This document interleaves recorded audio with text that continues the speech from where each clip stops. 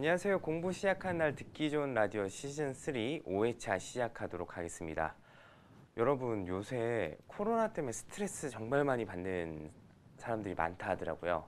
근데 이때 코로나 기간에도 우리 학생들은 공부를 해야 됩니다. 시험 기간도 있고요. 그래서 오늘 할 부분들은 시험 기간 멘탈 관리 방법에 대해서 알아보도록 하겠습니다. 특별히 이 멘탈 관리법은 고효율 멘탈 공부법이라는 책을 바탕으로 구성을 하였고요. 우리가 어떻게 하면 스트레스를 잘 활용하고 이용할 수 있을지에 대해서 한번 이야기 나누도록 하겠습니다. 무엇보다 이 학업적인 스트레스는 가장 큰 부분이 바로 공부 시작한 것뿐만 아니라 시험 기간에 가장 많은 스트레스를 학생들이 많이 받는다고 합니다. 실제로 이런 스트레스적인 정도는 전쟁터에 나가 있는 수준이라고까지 얘기하는데요. 이런 스트레스를 어떻게 하면 완화하고 잘 활용할 수 있을까에 대해서 오늘 얘기할 예정에 있습니다. 물론 이 스트레스가 항상 나쁜 것만은 아닙니다. 스트레스가 있어야지 성장도 있고 발전도 있습니다. 그러나 과도한 스트레스는 상당히 큰 문제를 만드는데요. 이 스트레스의 원어인 라틴어만 보아도 꽉 조이다, 잡다, 압박을 주다 라는 표현에서 나오는데 이게 우리가 발목이 잡혀 있으면 제대로 뛸 수가 없잖아요. 공부 역시도 마찬가지입니다. 적정 수준의 텐션과 긴장감은 좋으나 과도한 학습적인 스트레스를 만약 아이들이 받게 된다면 공부의 역량이 상당히 많이 떨어지게 됩니다. 당연한 이야기겠지만 자신감 결여, 집중력 저하, 불안감 가중, 슬럼프 관리의 문제점, 그리고 불면증과 같은 것들이 있는데요. 다른 스트레스와 달리 이런 학업 스트레스는 완벽하게 없앨 수도 없으며 또 없애서도 안 됩니다. 적절한 수준의 스트레스 반응을 만들어내고 보셔야 되는데 가장 큰 중요 포인트 지점은 우리 아이가 어떤 유형의 스트레스를 받는지를 분석하는 게 핵심 유형입니다. 첫 번째는 투쟁형입니다. 학생들이 모든 학습 스트레스를 받을 때 똑같은 반응이 일어나지 않습니다. 우리 아이는 어떤 스트레스를 한번 보는지 한번 보시고 그거에 대한 관리법과 대처 방법들을 논의하려고 합니다. 첫 번째 투쟁형 같은 경우는 스트레스를 극복하기 위해서 더 열심히 해야 된다라는 이런 투쟁적인 약간의 이제 투사와 같은 유형들인데요. 이 경우 부모님들이 가장 간과하는 게 아주 괜찮다라고 봅니다. 이거 놔둬도 되겠지? 라고 생각하지만 이런 투쟁형 형태의 문제점들은 불안과 쉬지를 못한다는 것에 있습니다. 여러분, 쉬지 않고 계속 일한다는 게 과연 될까요?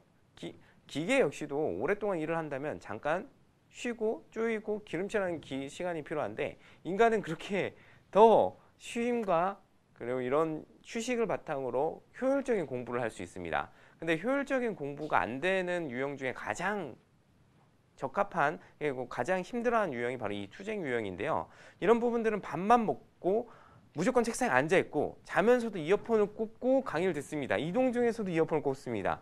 지나가면서도 단어장을 봅니다. 물론 이런 공부 방법이 나쁘다는 게 아닙니다. 이런 방법을 할 때 효율성이 있는지 없는지를 객관적으로 분석해야 되는데 스트레스의 투쟁형 같은 경우에는 이런 부분들을 그냥 묵인하고 불안하니까 책을 보고 있어야 된다고 생각하는 경우이죠. 근데 필연적으로 이런 캐릭터, 이런 아이들의 경우에는 자연스럽게 슬럼프로 올 수밖에 없습니다. 왜냐하면 제대로 쉬지를 못하니까요. 그리고 체력적으로 떨어질 수밖에 없으니까요. 그럼 체력적으로 떨어지고 피곤하고 지칠수록 이 경우에는 자거나 취미생활을 하거나 스트레스를 해소해 줘야 되는데 투쟁형 같은 경우에는 오히려 바로 더 공부를 하려고 합니다. 계속 공부를 하려고 하다 보니까 자포자기하는 경우도 많이 있고요. 특히 이런 열정적인 아이들에게 있는 유형들이 많이 있고요. 공부 의욕이 많은 아동들에게, 자녀들에게 더 있는 유형이기도 합니다. 즉 악순환이 반복되죠. 그래서 이런 학부모님, 양육자분들 같은 경우는 우리 아이가 공부를 정말 열심히 하는데 왜 자꾸 아이가 성적이 안 오르는가요? 누구보다 코피 터지면서 공부까지 하는데도 안 됩니다. 너무 가슴이 아픕니다. 라고 얘기합니다. 그래서 이런 자녀를 둔 양육자분들 같은 경우에는 아이가 공부를 안 해서 걱정이 아니라 아이가 너무 힘들어하는 걸 같이 보면서 너무 지쳐하고 힘들어합니다. 이 경우에 저희 쪽에서 솔루션을 드린다면은 아이가 이 스트레스성 정도를 관리하고 스트레스 수가 적고 본인의 컨디션이 좋을 때 공부하는 것이 더 효율적이고 더 많이 할 수 있다는 걸 보여주셔야 됩니다. 다음으로는 도주형입니다. 이 도주형도 상당히 많은 인원들이 이렇게 도주형을 갖고 있는데요. 스트레스를 느낄 때 이런 어른들도 많죠. 그걸 회피합니다. 마치 숨바꼭질 어린아이가 할 때 내 눈만 가렸을 때 아무도 나를 못 보는 거야 라고 생각하는 유형이기도 하고요. 자신의 어려움을 상황을 탓하거나 다른 사람에게 책임을 전가하는 유형이 많습니다. 예를 들어 보면 내 책상이 너무 지저분해서 공부를 못하겠어. 그래서 책상 정리하죠. 책상 정리하다 보면 시간이 또 갑니다. 오늘 책상 정리 다 끝났으니까 오늘은 쉬어야지. 마음의 뿌듯함을 갖고 있습니다. 혹은 소음 소리 때문에 공부가 안 되겠어. 방이 너무 어지러워. 혹은 소음 때문에 안 돼. 그래서 여기는 공부가 안 되는 곳이야. 그 공부가 잘 되는 곳을 찾아야지. 그 찾으면 오늘은 찾았으니까 내일부터 해야지 라고 하는 유형들이 있는데요. 이 경우에는 공부가 아닌 다른 자극적인 것들에 대해서 몰두를 하는 유형이기 때문에 공부 자체에 진입이 매우 어려운 케이스인 경우가 많습니다. 그래서 공부를 처음부터 크게 계획하는 것이 아니라 아주 작은 것부터 계획해서 공부하도록 해야 됩니다. 그리고 이 경우에는 조금은 강제적으로 자기에 합리화하는 부분들을 좀 납득을 시키고 본인이 회피하는 그런 부분들을 하지 않도록 끊임없는 설득과 회유와 상담이 필요합니다. 강제적으로 한다면 더더욱 도피형이 강해지고 스트레스가 많아질수록 다른 사람의 책임을 전가하기 때문에 본인이 합리하고 있고 자기 합리하고 있는 이런 부분들을 조금씩 생각의 변화를 주셔야 됩니다. 그래서 저희가 만났었던 학생들 중에서도 이성 친구 때문에 안 돼요. 아니면 내가 미디어적인 것 때문에 안 돼요. 혹은 내가 부모님이 하도 저희한테 잔소리해서 안 돼요. 와 같은 다른 탓할 것들을 많이 발견하려고 하는데요. 이 경우에는 그거 생각하는 것 자체가 너에게 손해니까 한번 해보자 라고 설득을 하면서 공부를 하는 방법으로 진행을 하는 것이 중요합니다. 다음으로는 억압형입니다. 스트레스가 있을 때 전혀 풀지 않고 쌓아놓는 유형인데요. 이 경우는 모범생 학생들이나 특히 그 조용한 내향적인 학생들이 좀 많이 있을 때가 많고요. 또 우리가 외형적으로 봤을 때는 정말 효자인 것 같아. 혹은 효녀인 것 같아. 전혀 부모님의 말을 안 썩일 것 같아. 라는 아이들 중에 이런 유형들이 많이 있습니다. 스트레스가 있음에도 불구하고 표현을 안 합니다. 왜냐하면 표현을 했을 때 주변이 걱정하는 것도 조금 그렇고 본인이 느끼기에 이건 스트레스가 아니야 라고 해서 되게 내면적으로 강인한 경우가 많은데요. 이 경우는 스스로 스트레스가 없다고 생각하지만 몸은 그렇게 느끼는 것이 아닙니다. 그래서 이 유형 같은 경우는 너무나도 안타깝게도 취미생활이랑 어떻게 하면 스트레스를 풀어야 되는지를 모르는 경우가 대다수가 있습니다. 그래서 오로지 그냥 공부만 하는 거죠. 이 경우에는 본인 정신적으로 스트레스가 많이 되어 있지만 그걸 받아들이지 않고 주변에 부탁을 하지 않기 때문에 나중에 몸이 점점점 무너지는 것을 경험하게 됩니다. 그래서 이 세 가지 유형 중에 가장 위험한 군이라고도 하는데요. 저 같은 경우에는 이런 고시 공부하는 학생들도 코칭을 하고 교육을 하고 진행을 했었을 때 상당히 이런 공무원 시험과 고급 공무원 시험 같은 경우에 시험 치는 학생들 유형 중에 이런 형태들이 많이 있었습니다. 그래서 어른인 경우에도 이렇게 많이 있고 이 경우에 가장 저희 솔루션은 취미생활을 반드시 만들어라 라는 부분들을 조언을 하고 있습니다. 근데 이거는 학생 때부터도 이런 스타일의 유형들이 본인도 모르게 넘어가더라고요. 뭐 청소년 때야 그렇게 단기간일 수도 있으니까 가능하지만 성인이 되고 대학생이 되고 계속 끊임없이 하다 보면은 이게 끊임없이 스트레스를 풀지 않고 쌓아놓다 보면 이 마음의 병도 생기고 신체적인 문제도 생길 때가 많이 있기 때문에 이 경우엔 반드시 취미생활을 찾아주는 것이 중요합니다.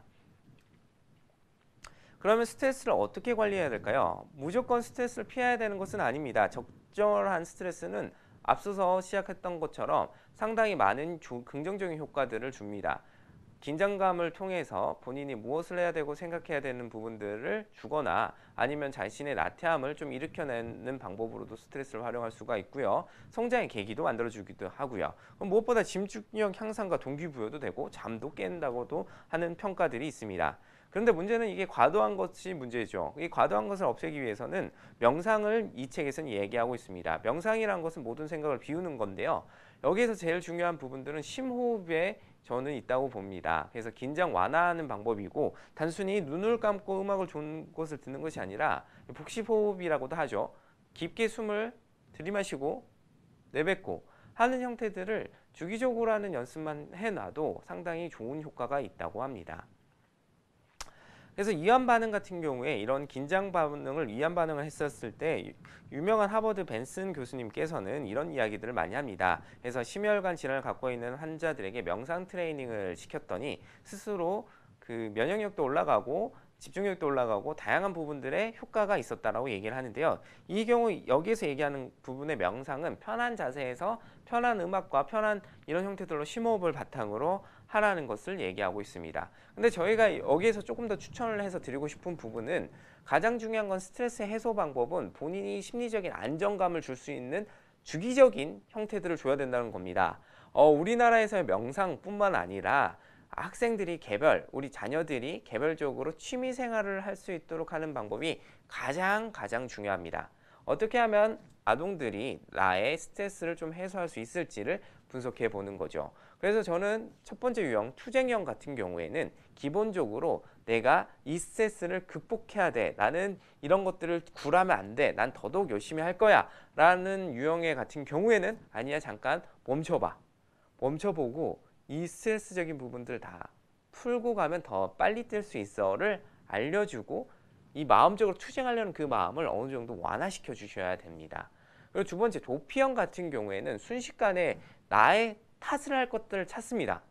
그래서 그 탓을 할 것을 전부 다 없앤다 해도 결국 무언가 탓을 할 것을 반드시 찾게 마련입니다. 이 경우에는 무언가 탓하는 것이 본인에게 손해이고 내가 직접 뛰어야 되고 해야 되는 것이 지금 이 순간에 필요하다는 것을 누구보다 자기 합리화를 하지 않고 객관적으로 받아들일 수 있도록 상담이 필요하고 격려가 필요합니다. 물론 이 경우 스스로 하기가 어렵기 때문에 양육자분이 같이 책을 읽거나 그 시간대에 함께 하시는 부분들이 매우 필요한 부분이고요. 반대로 여기 이 도피형 같은 경우는 뭐 스트레스를 완화하거나 풀어줘야 되는 부분들이 필요한 게 아니라 오히려 적절한 스트레스를 줘야 된다는 부분에 있습니다. 세 번째, 가장 우리가 마음에 아파하고 있는 억압형입니다. 그냥 이 스트레스를 내가 억압하는 거죠. 다 받아들이고 나는 괜찮아 라고 생각하는 유형인데요. 이 유형 같은 경우에는 반드시 취미생활을 만들어줘야 됩니다. 이 경우에는 상당히 공부를 열심히 하고 있기 때문에 그 주변에서 양육자분이 크게 걱정을 하지 않는데요.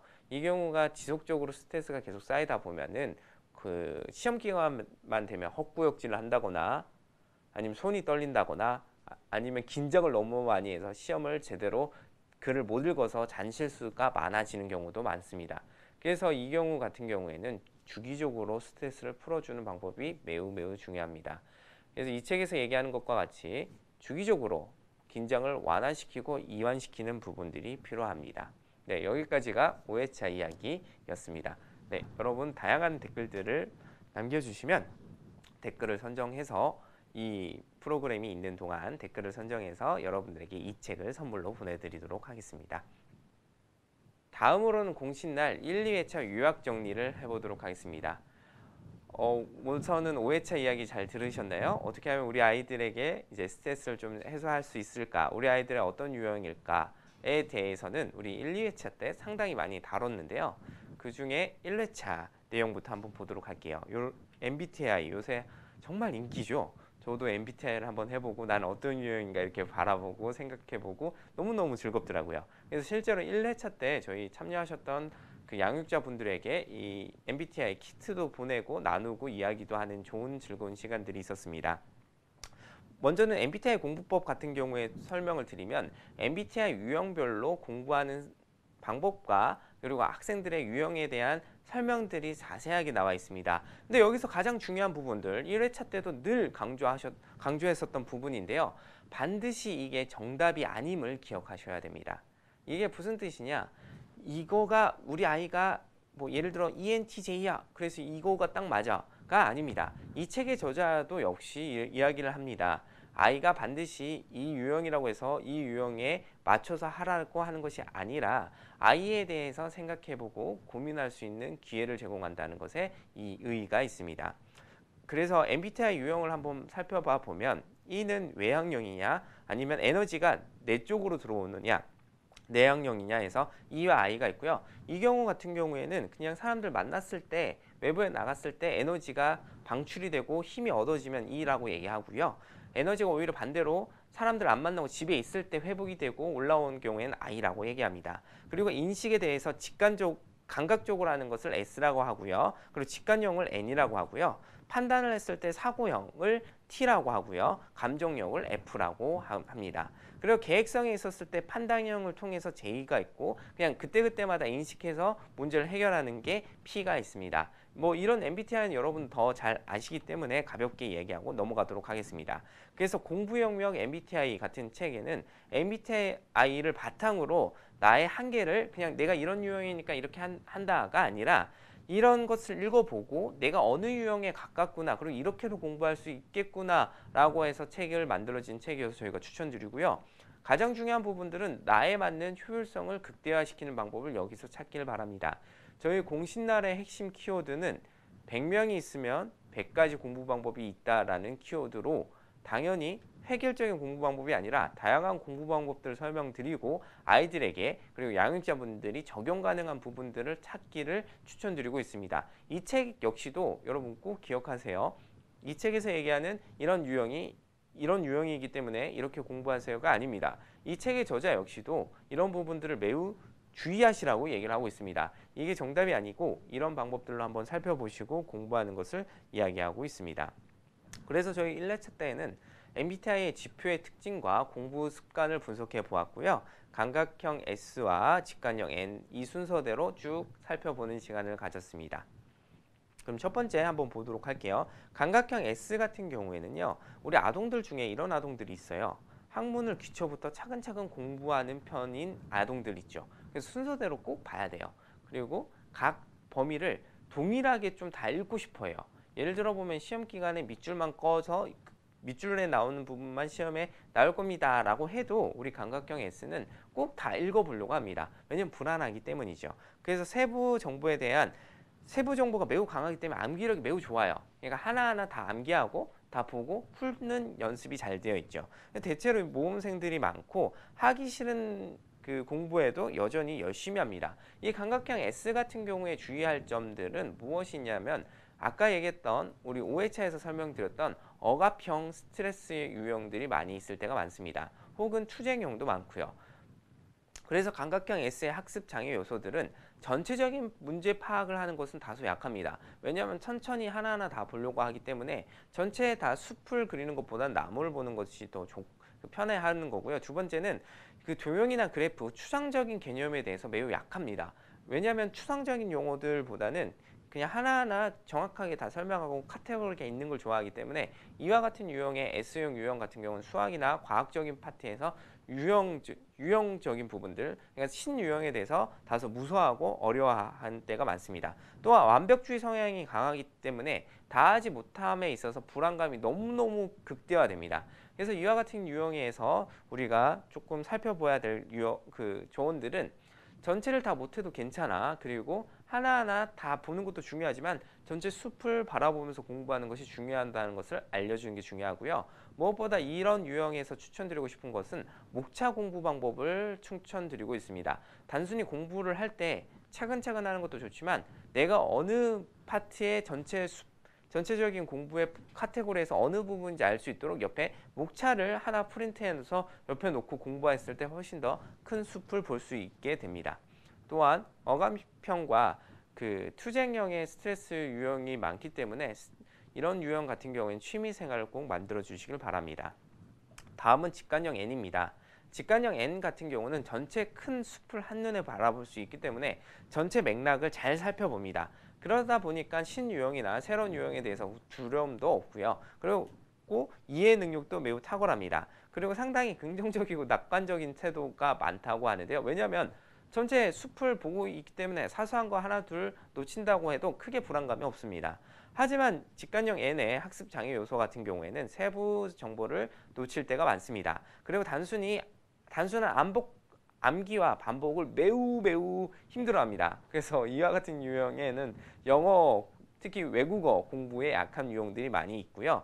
집중의 길이가 짧고 시간 대비 학습의 질이 좋지 않습니다. 그래서 여기저기 신경도 쓰고 전체 숲 그림이 계속 들어오고 어느 정도 이해가 되니까 이걸 계속 팔려고 잘 하지 않다 보니 집중력이 많이 다소 떨어지는 경우가 많이 있습니다. 그래서 이와 같은 경우에는 꾸준히 반복해서 학습할 수 있도록 도와주셔야 되는데, 이 경우에 단순히 빽빽히 그냥 똑같은 걸 단어를 똑같이 써 이런 것보다는 다양한 교육 프로그램들을 활용해서 아이에게 적용시키는 것이 좋습니다. 예를 들면은 퀴즐렛이라는 교육 프로그램이 있습니다.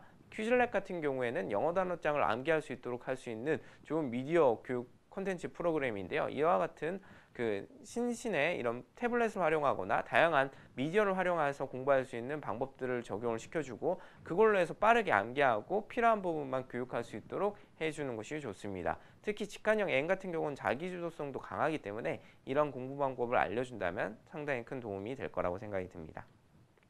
네, 다음은 판단력 J와 인식력 P에 대해서 한번 이야기를 해보도록 하겠습니다. 강사님 왜 MBTI인데 그 처음에 E와 I부터 설명하지 않나요? 라고 질문이 아마 있으실 텐데요. 이 책이 저희의 목차에 따라 따랐고, 이 유형대로 공부에 더 영향력을 많이 끼치는 순서대로 책이 구성되어 있기 때문에 이 부분 다시 한번 더 알려드리고 시작하도록 하겠습니다. 우리 판단력 J 같은 경우는요, 계획하는 걸 매우 좋아합니다.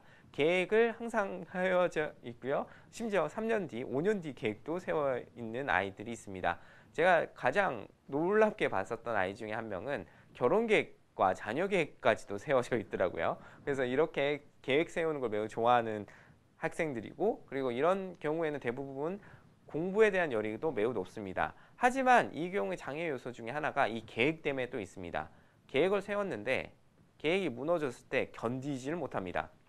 그리고 비효율적인 공부 방법이 몸에 배어져 있습니다. 왜냐하면 계획을 하는데 너무 디테일하게 계획을 하는 거고, 아름다운 계획을 되게 좋아합니다. 그래서 이 경우에는 공부보다는 계획표 작성하는데 더 많은 시간을 걸릴 경우가 많이 있고요.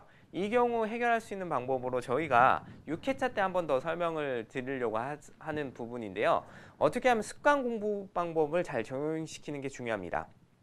계획을 이 친구들이 했을 때 정말 다이어리가 이뻐요. 다이어리가 이쁘고 꼼꼼하고 멋있고 형광펜 여러 가지 색들도 있고, 심지어 국어는 몇 페이지부터 몇 페이지 할 건지 다 하나하나 페이지까지 적혀져 있어요. 수학도 몇 페이지부터 몇 페이지 공부할 거고, 역사도 몇 페이지부터 몇 페이지인지 그거 하나하나 책 보면서 계획할 때 이미 시간이 많이 가고, 또 만약 오늘 그걸 못했을 경우에 다이어리가 안 이뻐지기 때문에 공부에 대한 의욕이 정말 많이 반감됩니다. 그래서 이 경우에는 습관 공부 방법이 상당히 중요하고요. 그냥 습관 공부 방법은 가볍게 얘기하고 가면은 내가 오늘 했냐 안 했냐만 동그라미 표시하도록 하는 공부 방법입니다. 최대한 다이어리 작성하는 시간을 줄이고 내가 공부 습관을 정확하게 만들어서 관리하는 형태들로 했을 때 이 제2유형을 강화시킬 수 있습니다. 즉 다시 한 번 더 정리하면 제2유형의 계획하는 이 방법을 효율적으로 바꿔주는 것이 가장 중요한 부분입니다. 네, 그래서 이 J 부분에 갖고 있는 가장 비효율적인 이런 부분들을 아주 효율적으로 바꿔주는 것이 가장 중요한 부분입니다. 다음은 우리 P, 인식력 P에 대해서 한번 볼 텐데요. 인식력 P는 J는 계획을 했다면 인식력 P는 즉흥적인 상황에 매우 강합니다. J는 계획했었던 거에 어그러졌을 때 상당히 힘들어 한다면 P는 계획이 아니라 즉흥적인 그때그때마다 순발력이 좋고 융통성이 매우 좋습니다. 그래서 여유롭고 임기응변에 강한 유형들이 많고요. 무엇보다 시험에 가까이 올수록 그때에서 그 열의와 능률이 상당히 발휘가 됩니다. 근데 이 경우 문제점들은 이 부분이에요. 본인이 비행기 뜨기 전까지가 매우 느리다는 게 단점인데요. 비행기만 띄우면 정말 폭발력적인 집중이 올라왔는데 공부 시작하는 게 매우 힘듭니다. 그래서 이 경우 같은 경우에는 저희가 추천드리고 싶은 거는 구글 타이머라는 게 있어요. 딱 60분짜리가 빨간색으로 해서 시간이 점점점 줄어드는 이런 부분들인데요. 구글 타이머를 줘서 본인이 딱 정한 시간에 공부를 할 수 있도록 도와주는 것이 상당히 좋습니다. 또한 충동 제어가 어려울 경우에는 게임 중독으로 많이 빠지기도 합니다. 물론 게임에서도 즉흥적인 반응과 이런 부분들이 필요하기 때문에 인식형 P 같은 경우는 매우 즐거워하고 이런 임기응변과 순간 대처 능력에서 쾌감을 느끼는 경우도 많다고 합니다. 그래서 저희가 이 인식력 P에 대해서 그 지도를 하거나 그 도움을 주려고 할 때에는 이런 인식력 P의 경우에는 학습 장애 요소 중에 계획을 잘 안 세우고, 그리고 시험 기간에 폭발력이 있다는 부분, 그 외에는 시험 기간 전에는 이런 부분을 잘 못한다는 것에 있는데요. 이 경우는 인신력 P가 스스로 마감 기한을 정하고 이런 부분에 대해서 긴장감을 줄 수 있는 공부 방법이 필요합니다. 그래서 이 경우 제가 추천드릴 수 있는 것은 구글 타이머 방법으로 그 시간 60분만이라도 공부를 빨리 시작하자와 같은 경우가 중요하고요. 이 경우 특히 공부 시작 이것만 하고 공부해야지 이런 생각들이 너무 많아요. 그거 역시도 구글 타이머로 이 빨간색이 끝나면 난 공부한다 라고 해놓으면 그나마 좀 공부의 시작점이 빠르더라고요. 다만 여기서 중요한 게 이 인신력 P에게 스트레스를 너무 많이 주지 않도록 하는 게 중요합니다. 왜냐? 스트레스를 많이 주면 줄수록 도피형으로 빠지기 편하고요. 스트레스를 많이 받았기 때문에 나는 이 게임을 해야 돼 라고 하면서 자기 합리화가 시작하게 됩니다. 그래서 게임 중독에 빠지는 이유가 내가 이런 상황이니까 나는 이거를 빨리 해결해야 되니까 게임한다 와 같은 경우가 많거든요.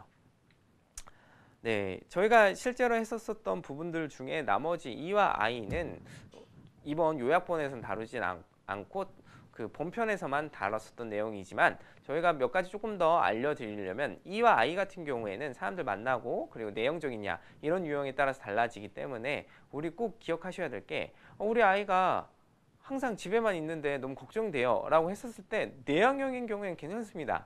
집에서 취미생활 할 수 있는 것들을 보여주면 되고요. 오히려 이 친구를 억지로 나가서 공원을 가거나 했을 때 스트레스를 받는 경우가 더더욱 있습니다. 물론 양육자분께서는 이렇게 집에 안 나가는 게 걱정이 돼서 여러 가지 방법이 있으시겠지만 제가 그럼 추천드리고 싶은 게 밖으로 나갔다가 바로 다시 내형형이 안정화할 수 있는 그런 부분들로 참여하는 것을 추천드립니다. 이게 무슨 뜻이냐면요.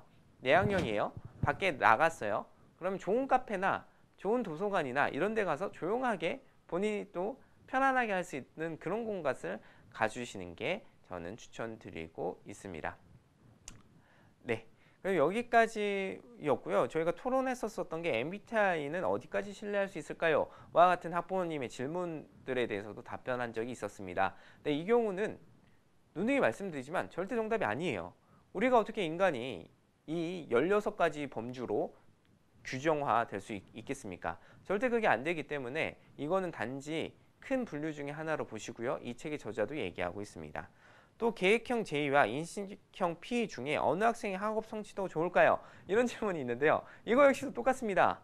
P와 J 중요한 게 아니에요. 오히려 이 아이가 스트레스 안 받고 본인의 퍼포먼스와 즐겁게 공부할 수 있도록 보여주는 것이 가장 중요하고요. 물론 이 J와 P 각각의 장단점은 있습니다. 그걸 분석하면서 부모님께서 양육자님께서 이런 단점들을 완화시켜주는 것이 매우 중요한 부분이라고 생각이 듭니다. 우리 이제 2회차 때 내용은 공부사전이었습니다.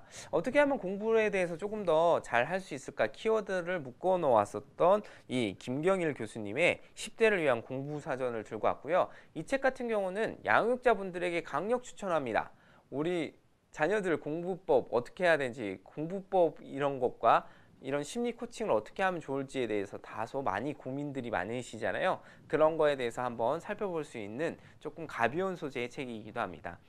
이 책 같은 경우는 공부법 사전답게 기역, 니은, 디귿, 리을, 비읍 이렇게 그 초성에 맞춰서 각각의 초성에 맞는 공부법에 관련된 이야기 그리고 그리고 학생들에 관련된 이런 키워드들을 묶어놓고 그거에 대해서 에세이 형식으로 되어 있습니다. 그래서 저는 오늘 여기서 볼 것은 이 5가지 키워드입니다.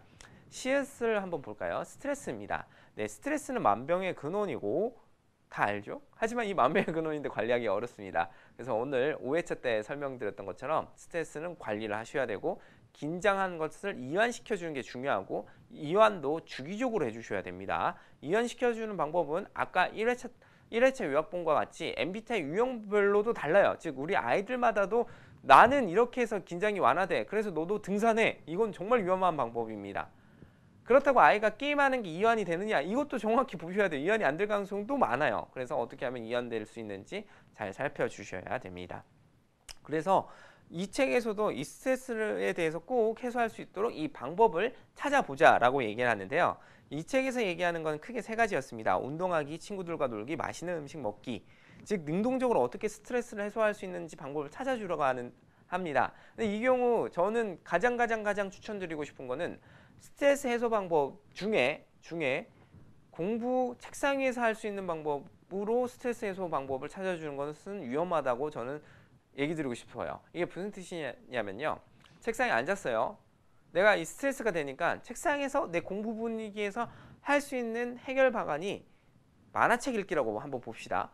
그러면 이 만화책 읽기는 절대 책상에서 하지 않도록 해주셔야 됩니다. 이게 무슨 뜻이냐? 내가 공부하는 그 공간에서 스트레스를 해소할 수 있는 방법은 그 공간에서는 하면 안 됩니다. 나도 모르게 공부하다가 힘드네, 만화책에 손을 가버립니다.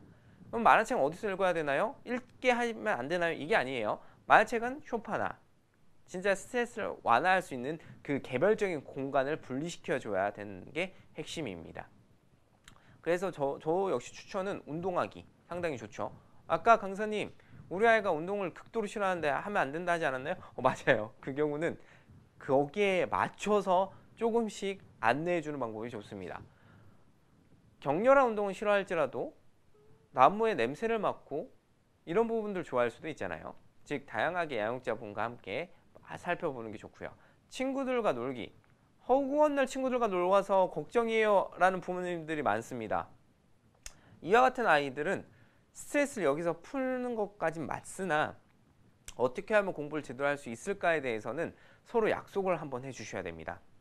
예를 들면 토요일 날 2시부터 이때까지는 너가 친구들끼리 놀아도 돼 와 같이 정기적으로 스트레스를 풀 수 있거나 할 수 있는 방법들을 모색해 주시면 좋고요. 물론 여기에서 많은 이야기들이 있어요. 그렇게 획일적으로 될 수가 없잖아요. 맞아요. 그 획일적으로 될 수 없는 거 알지만 아이들에게 이 친구들과 노는 건 스트레스의 해소 방법 중에 하나라는 거 역시도 부모님이 양육자분들이 알고 계시길 바랍니다. 맛있는 음식 먹기 역시도 마찬가지예요. 항상 시험 끝나고 치킨을 사주는 양육자분이 있었다고 합니다. 이 경우 아이가 나중에 대학교 갔을 때 가장 시험 기간에 힘이 났었던 건 이렇게 얘기하더라고요. 내가 이 시험만 끝나면 내가 좋아하는 치킨을 먹을 수 있다. 그래서 이 친구가 그 치킨으로 버텨왔다고 하더라고요. 그래서 이와 같이 맛있는 음식을 줄 때에도 늘 말씀드렸던 것처럼 정기적인 시간과 규칙, 그리고 인식, 그리고 완화할 수 있는 방법의 적합성을 보시고 하셔야 합니다.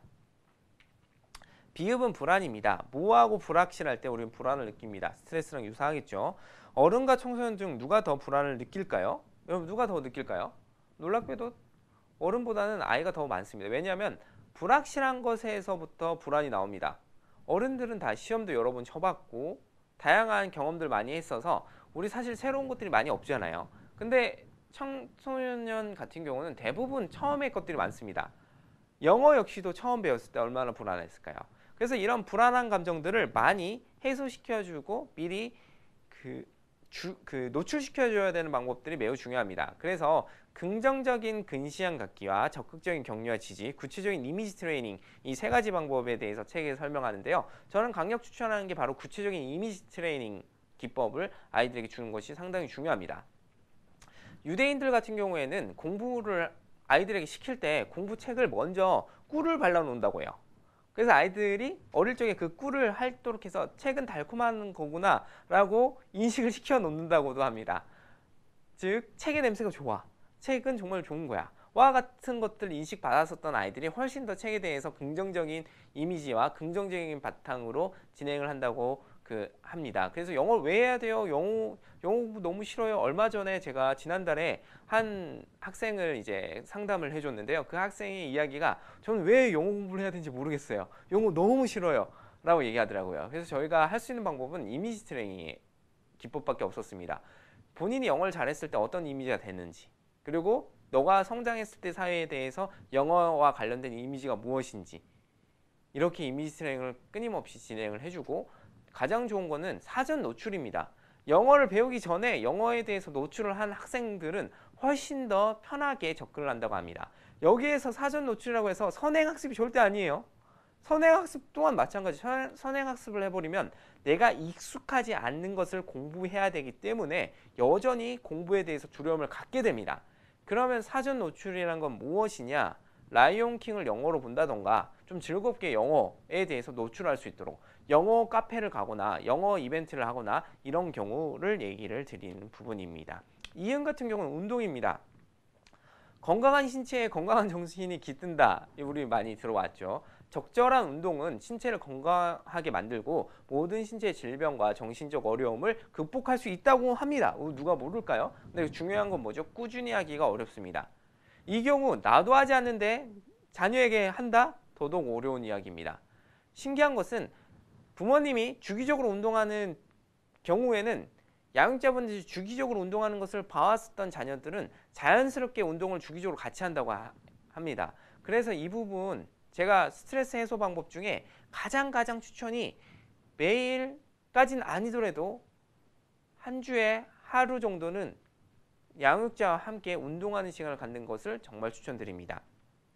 근데 여기서 이런 질문들이 있었습니다. 하루에 몇 분 정도 운동해야 공부가 도움이 될까요? 이 경우 전 똑같이 답변을 드립니다. 얼마만큼 보다는 언제 운동하느냐가 매우 중요합니다. 공부가 되지 않았을 때, 머리가 막혔을 때 무조건 움직여라가 이 김병일 교수님의 이야기 중에 하나입니다. 가장 좋은 건 스트레칭도 운동이다 라고 얘기하는데요. 이렇게 이완을 시키고 어깨를 풀고 하는 이런 부분들도 스트레칭 역시 운동이라고 얘기하기 때문에 운동 시간을 정해놓기보다는 자신의 상태가 마음을 편할 수 있도록 하자, 즉 이완을 시킬 수 있도록 운동을 쓰자라고 얘기합니다. 제가 추천은 이 경우도 좋지만 가장 중요한 부분은 양육자와 함께 주기적으로 한다면 더더욱 좋습니다. 그래서 포항시 내부에 한번 보시면 수영반도 있고요. 다양하게 함께 즐길 수 있는 부분들이 많이 있습니다. 그래서 이런 부분들 잘 찾아보시고 함께 할 수 있는 부분들을 보시길 바랍니다. 키읔은 컴퓨터입니다. 컴퓨터 같은 경우는 스마트폰, 미디어 이런 중독들이 정말 많아지고 있어요. 특히 몰입도가 매우 높다라는 게 이 컴퓨터, 스마트폰, SNS가 공통 키워드입니다. 그래서 이 컴퓨터 같은 경우에는 몰입도가 높기 때문에 반드시 그만둘 시간을 정해서 하는 것을 이 책에서는 추천합니다. 제가 말씀드렸던 것처럼 이 빨간색 구글 시계를 하나 사서 놔두는 것도 좋고요. 고치고 싶은 습관을 새로운 습관을 덮는 방법으로 이건 해결해야 됩니다. 왜냐하면 중독에 가깝기 때문에 중독은 절대 본인이 못 나옵니다. 그래서 컴퓨터나 스마트폰, SNS 중독이라면 그 시간에 다른 걸 할 수 있는 걸 찾아야 돼요. 대부분 양육자분들 어떻게 하죠? 아이가 스마트폰 중독이고 컴퓨터 중독이니까 그 시간에 뭘 하라 하죠? 공부해라. 공부로 덮여지어질까요? 덮여지지가 않습니다. 그래서 이 경우에는 조금 더 다른 긍정적인 부분들을 줄 수 있도록 하는 것을 찾아보시고 도와주는 것이 중요합니다. 이 책에서 얘기하는 것은 깊은 사고를 위해 불친절한 정보 제공자를 활용하기라고 하는데, 이게 책을 본다거나 아니면 그림, 아날로그 매체를 활용해서 빠지도록 하라는 것을 추천하고 있습니다. 저는 추천드리는 게 이 아이가 좋아하는 장르의 책들을 함께 읽고 그것이 마치 노는 것처럼 해서 아날로그적으로 조금씩 빼주시는 게 중요하다고 봅니다. 그럼에도 불구하고 게임은 계속 하게 됩니다. 그리고 SNS를 계속 보게 됩니다. 어쩔 수밖에 없습니다. 그래서 가장 중요한 것은 그만둘 수 있도록 자제력을 높이는 것으로 방향성을 잡아주시길 바랍니다. 또 다른 키워드 히읗에서는 휴식이 있습니다. 이 휴식 같은 경우에는 10분 쉬는 시간의 활용법을 이 저자는 얘기하는데요. 심리적인 데드라인을 정해서 이걸 좀 휴식할 수 있도록, 그리고 5분은 다음 시간과 상관없는 일을 할 수 있도록 얘기하는데요. 이 경우 억압형과 OS 때 아까 설명드렸던 그리고 추쟁형과 유사한 내용인데요. 쉬는 시간에도 공부합니다. 이거 매우 위험하다고 이 책에서 얘기하는 거예요. 그래서 쉬는 시간 10분이 있다면 5분 동안은 관련 없는 활동을 반드시 하라고 합니다. 음악을 듣거나 친구들과 놀거나. 이 휴식을 바탕으로 본인이 채워져 나가기 때문이죠. 근데 친구들과 노는 게 스트레스 받는 아이는 그냥 음악 들으면 되죠. 그래서 본인이 좀 적합하도록. 그러고 나서 5분을 시험 예습, 그러니까 어떤 것들이 있는지를 보도록 하는데, 이게 이미지 트레이닝이랑도 유사합니다. 모르는 것에 대해서 배울 때 미리 한번 보고 가면 훨씬 더 스트레스 지수가 떨어진다고 합니다. 그래서 5분은 재밌는 거 하고요. 5분은 이미지 트레이닝 바탕으로 다음 시간에 뭘 할지 보는 것이 중요하죠. 또 충분한 숙면을 정하도록 하는데요. 이거 진짜 중요합니다. 제가 이거 2회차 때 강의할 때 가장 중요한 거는 우리 아이의, 혹은 양육자분들도 이거 같이 검사해 보세요. 봄만 되면 졸리다, 혹은 운전하다가도 졸리다, 혹은 자녀가 너무 아침에 못 일어난다 라고 한다면 이 아이가 코를 고는지 한번 보시고요. 무호흡증이 있는지 한번 보세요. 그래서 수면도 측정을 의료보험이 되거든요. 검사해서 측정해 보고 아이가 무호흡증이 과도하게 이상 있다고 한다면 진짜 충분한 잠을 못 자서 그렇습니다. 그 경우에는 안압기라는 기계가 있습니다. 그래서 그 기계를 끼고 잔다면 훨씬 더 완화가 되고 수면의 질이 달라진다고 합니다. 이 안압기 역시도 의료보험이 되기 때문에 이걸 바탕으로 한번 자녀의 수면도를 한번 보시고 양육자분도 같이 한번 보시고 같이 한번 검사해 보세요. 그리고 이것들을 바탕으로 치료를 한번 하는 것이 정말 중요합니다. 단순히 아이가 늦게까지 놀아서 잠을 못 자는 거 이런 것이 아니라 충분히 잠에도 불구하고 아이가 전혀 잠이 너무 많아 보이는 것 같아 라고 하거나 혹은 우리 아이 코 고는 게 너무 심해 혹은 무호흡 증상이 있네 라고 본다면 반드시 이 수면 테스트를 한번 해보시고 안압기 같은 것들을 활용하는 방법이 있습니다. 수면 테스트는 어디서 하냐면 네이버에 검색해 보시면 포항 내에 하는 곳들이 쭉 리스트업이 있습니다. 그래서 그곳에 가셔서 검사하시고 만약에 수면의 질, 장애가 있다라고 수면이 불규칙하다라고 판정이 받으시면 그거에 맞춰서 의료보험 혜택을 받으시면서 안압기를 받을 수 있으니 꼭 보시길 바랍니다. 네, 그래서 이런 부분까지 했고요. 저희가 했었던 건 5회차까지의 이야기였고 나머지는 시즌 3 때 사연들 가볍게 한번 보고 마치도록 하겠습니다. 공신날 1회 때 얘기했던 거는 자기주도 학습법, 수학 선행 공부법, 다양한 공부 방법을 알려주시면 감사하겠습니다 라고 얘기했는데요. 저희가 시즌 3는 5회차, 6회차로 끝나는데 시즌 6 때 이 부분 조금 더 다루도록 하겠습니다. 시즌 6은 이와 같이 영상 중심으로 가볍게 짧은 클립으로 영상 업로드가 될 예정이고요. 저희가 자기주도 학습법, 수학 선행 공부 방법 등 다양한 공부 방법들의 책들을 다시 검토 중에 있으니 시즌 4 때 알려드리도록 하겠습니다. 다만 저희 교육 방법의 이론 중에 하나는 선행 공부 방법은 매우 주의 깊게 살펴봐야 된다는 것이 저희 핵심 키워드입니다.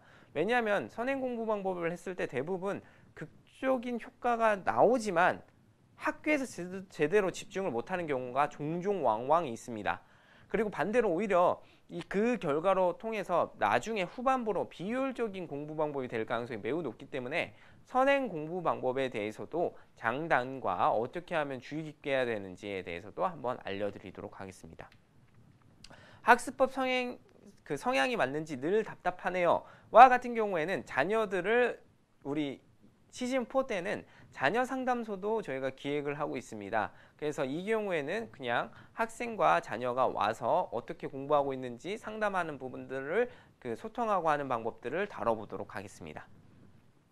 네, 저도 그렇고 아이도 그렇고 어느 성격인지 모르겠어요. 성격 유형을 알고 싶습니다. 라는 질문들이 있어서 저희가 MBTI 신청할 수 있도록 MBTI 신청서를 다 한 번씩 선정된 분들에게 보내드렸는데요. 여러분 MBTI가 컴퓨터 네이버나 이렇게 치면은 무료로 할 수 있는 그런 프로그램이 있습니다. 하지만 저희가 추천드리고는 그건 공식적인 MBTI가 아니고 기존에 있었던 MBTI 설명지를 바탕으로 약간의 다양한 방법들로 조금 변형시킨 걸로 저는 알고 있어서 가장 중요한 것은 공식적인 MBTI를 분석할 수 있는 곳들이 있습니다. 혹은 네이버에 치시면은 그 검사지를 살 수가 있어요. 그래서 그걸 사서서 한번 분석해 보시는 것이 상당히 좋습니다. 또한 청소년 수련관부터 시작해서 포항 진로진학센터를 바탕으로서도 이런 유형 검사나 상담할 수 있는 프로그램들이 정말 많아요. 그래서 그 부분들을 활용하시길 바라고요. 저와 이제 1대1 만나서 코칭하고 컨설팅하는 부분들 역시도 우리가 6월 이후 하반기 때 한번 준비하도록 하겠습니다. 네, 처음 동기가 중요한 것 같아요. MBTI든 뭐든 노는 것처럼 참 좋아합니다. 그래서 ENFP라 뭐든지 노하는 것을 좋아합니다. 공부 관심을 돌리기가 어렵습니다. 네, 자기주도 학습에 대한 내용들이 정말 많습니다. 저희가 자기주도 학습법의 핵심 키워드, 이 질문하셨던 양육자님께서 너무 잘 짚어주셨는데요. 동기가 가장 중요합니다. 그래서 동기를 어떻게 키워나갈지 이런 유형들 다양하게 노는 것이 좋아하는 유형들에게 어떻게 하면 동기를 만들어 줄 수 있는지 역시도 코칭하면서 조금 더 다뤄보도록 하겠습니다.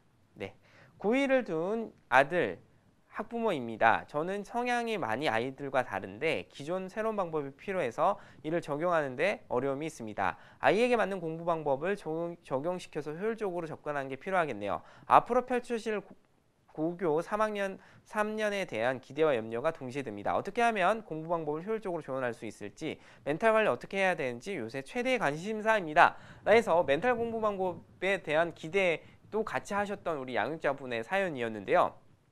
이 사연을 저희가 다뤘을 때 꼭 가장 좋았었던 부분, 양육자분께서 보셨던 이 핵심 키워드가 저와 다르다는 걸 인정하고 가셨습니다. 대부분의 마찰을 인정하지 않고 나처럼 해, 내가 이렇게 했어, 혹은 이렇게 하면 되잖아 에서 마찰이 많이 되는데요. 이 부분만으로도 훨씬 더 아이들과 소통이 가능해지리라 봅니다. 문제는 10명이 있다면 10명의 아이들이 다릅니다. 즉 아이들이 직접 이런 공신날의 방송들을 많이 시청한다고도 들었습니다. 그래서 그런 부분들을 그냥 자연스럽게 틀어놔 주세요. 제가 어떤 양육자분이 이런 얘기 하더라고요. 이 공신날 일부러 자녀 있을 때 틀어놓는다 하더라고요. 그러면 자녀도 이렇게 있다가 나도 그렇게 할래 라고 해서 와서 듣는다고 많이 하더라고요. 그래서 저희의 새로운 공부 방법 계속 많이 만들어서 좋은 책들을 소개하면서 공부 방법에 대한 책들과 공부법에 대한 사례들 바탕으로 알려드리도록 하겠습니다. 그래서 우리 양육자분께서는 하반기 때 꼭 신청하셔서 이 자녀와 그리고 우리 양육자분들의 상태를 같이 비교하면서 어떻게 하면 좋을지 솔루션을 한번 내보고 그거에 대한 변화점들을 보도록 하겠습니다.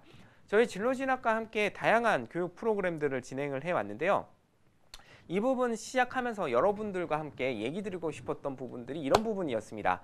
어떻게 하면은 자녀들과 함께 즐겁게 공부를 할 수 있을까로 시작을 했었고, 우리 무엇보다 스트레스를 우리가 받으면 안 되잖아요. 그래서 함께 즐겁게 할 수 있는 공부 시작하는 날 듣기 좋은 라디오를 구상했습니다.